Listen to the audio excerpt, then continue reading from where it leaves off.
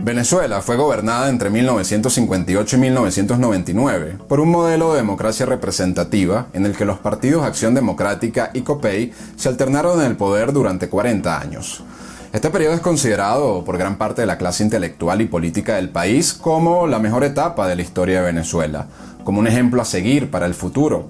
Incluso muchos países en aquel entonces la contemplaban como un gran referente para sus sistemas de gobierno y para sus economías. Sin embargo, los datos concretos muestran una realidad que no es tan espléndida. Si bien en este periodo hubo signos de progreso económico y progreso social, la información dura lo que revela es un modelo que al principio generó una ilusión de bienestar, hasta que a partir de mediados de la década de los 70 empezó a decaer, empeorando de forma gradual la calidad de vida de la mayoría de los venezolanos, hasta llegar a condiciones realmente alarmantes en los años 90.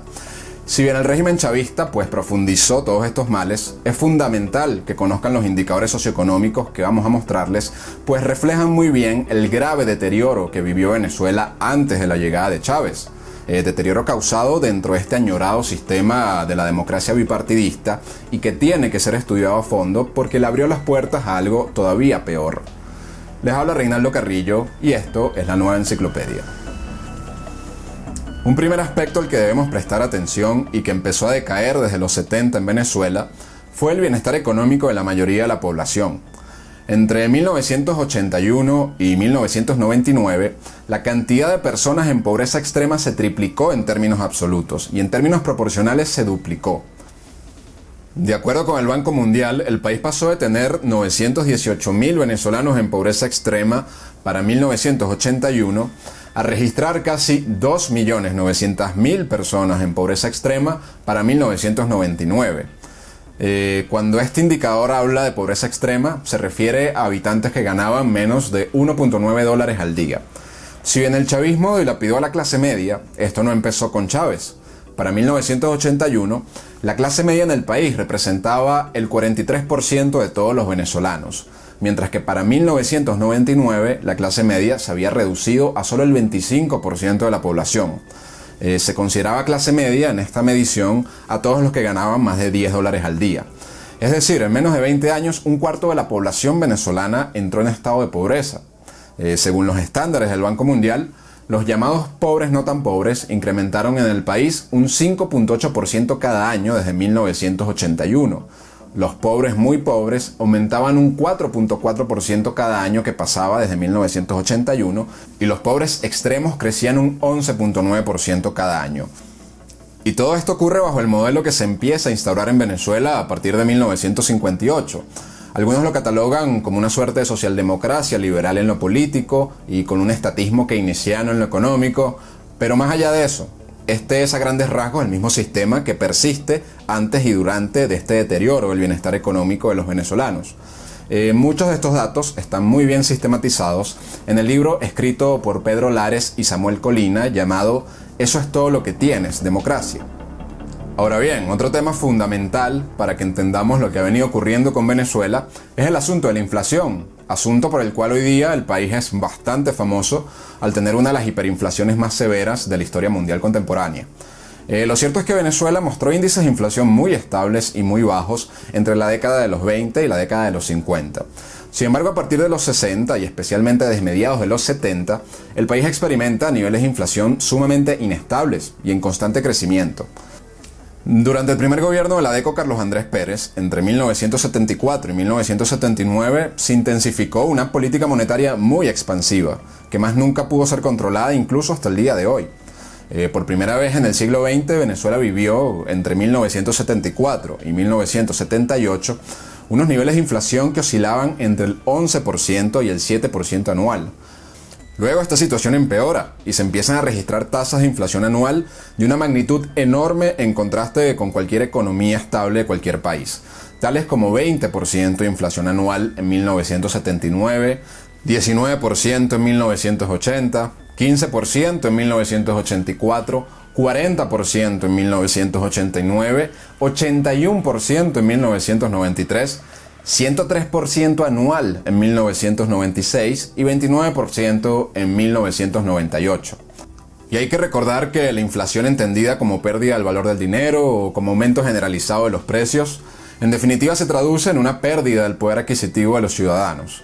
Una cifra realmente sorprendente es que 100 bolívares en 1999 tenían el mismo valor de compra que 0.0014 bolívares en 1957. Es decir, la moneda venezolana se devaluó un 99% durante los 40 años de democracia. Ahora bien, la economía no lo es todo. De la democracia bipartidista en Venezuela también se presume mucho sobre su política social. Se dice que a diferencia de otros periodos, aquí sí se atendían las necesidades básicas de los más desfavorecidos y los llamados derechos sociales. Sin embargo, los datos muestran, por ejemplo, un sistema en que las condiciones alimentarias empeoraban cada vez más para los sectores más humildes. En 1999, año en que Chávez empezaba su primer mandato como presidente, la realidad alimentaria era realmente alarmante. Según datos de la Organización de las Naciones Unidas para la Agricultura y la Alimentación, para este año, alrededor de 4 millones de venezolanos estaban subnutridos, lo que significa que un 16% de la población no consumía los requerimientos nutricionales básicos de forma regular.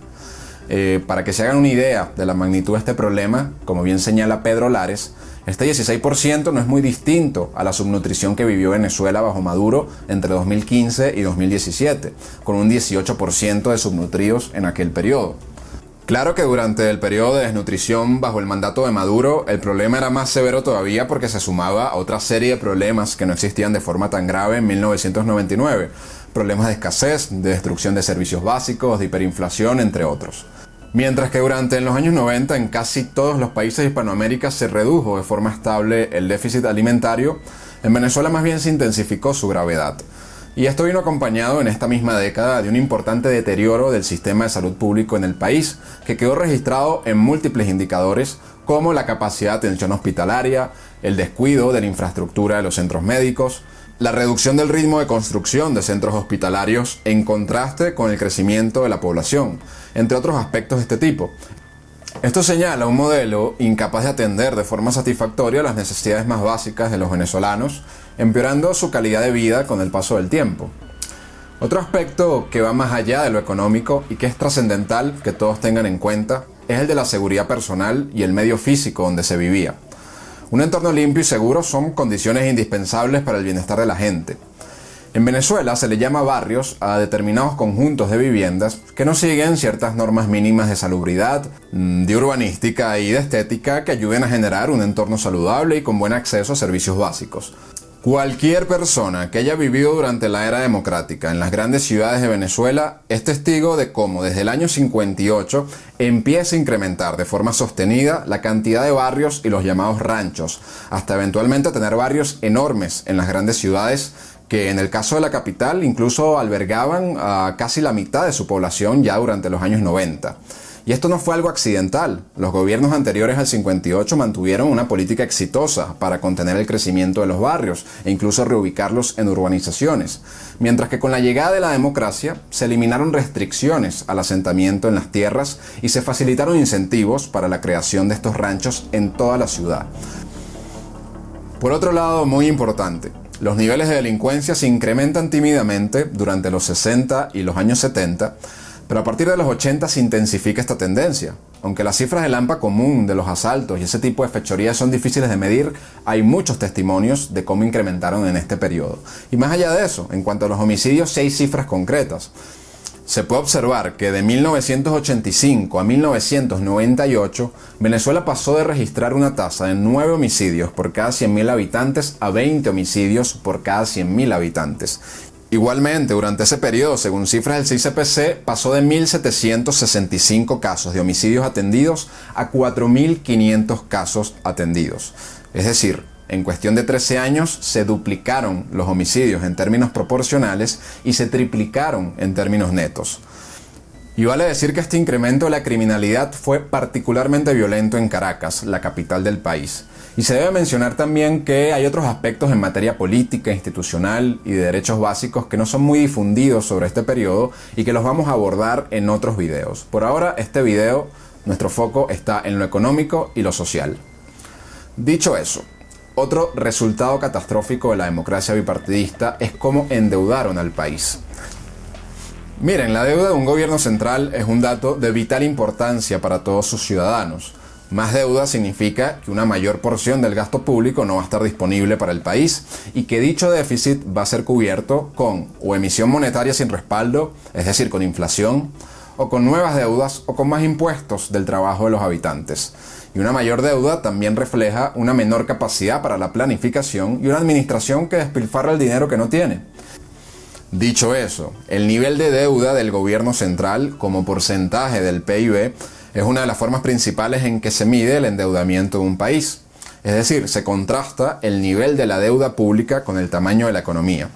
En ese sentido, entre 1935 y 1957, Venezuela tuvo en promedio una deuda que representaba el 0.25% del PIB, un número muy bueno. Luego, entre 1958 y 1978, el promedio de la deuda aumentó significativamente, pasando la deuda a ser un 8% del PIB. Por último, entre 1979 y 1999, este promedio de la deuda alcanzó un alarmante 46% del PIB. Lo cierto es que los datos oficiales del país y del FMI muestran un desastre fiscal durante este aclamado periodo de Venezuela. Durante los 40 años de la democracia, la deuda real se multiplicó 1.113 veces. Para 1957, un año antes de que se instaurara el modelo democrático, la deuda total del gobierno central de Venezuela era de 50 millones de dólares. Para 1959, primer año del gobierno de Rómulo Betancourt de Acción Democrática, este monto ya se había elevado a 1.179 millones de dólares.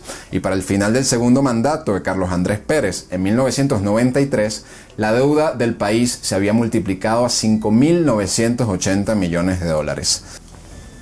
El aumento de la delincuencia, de la pobreza y del hambre, junto con la inflación y el endeudamiento del país, reflejan una situación socioeconómica en caída libre que explica por qué muchos venezolanos buscaron una alternativa a la socialdemocracia bipartidista. Las causas detrás de todos estos terribles indicadores las vamos a analizar mejor en otro video. Lo cierto es que estos gravísimos problemas terminaron abriéndole las puertas a algo todavía peor con la llegada del régimen chavista al país. Venezuela, como toda nación, tiene sus mitos. No hay periodo histórico que no haya sido manoseado para ajustarlo a algún proyecto de poder en particular. Es por ello que todos tenemos el deber de estudiar la historia y la política de la forma más objetiva posible, sin dejarnos llevar por pasiones o por nociones prefabricadas sin sustento. Muchas gracias por vernos, los invito a apoyar esta iniciativa suscribiéndose al canal, dándole me gusta, compartiendo este video, dándole a la campanita también, y si está en sus posibilidades que pronto colaboren con nuestro Patreon o con nuestro PayPal. Esto es La Nueva Enciclopedia, la mejor manera de aprender sobre nuestro mundo, sobre su historia y sobre los personajes e ideas que han dado forma a nuestro presente. Hasta luego.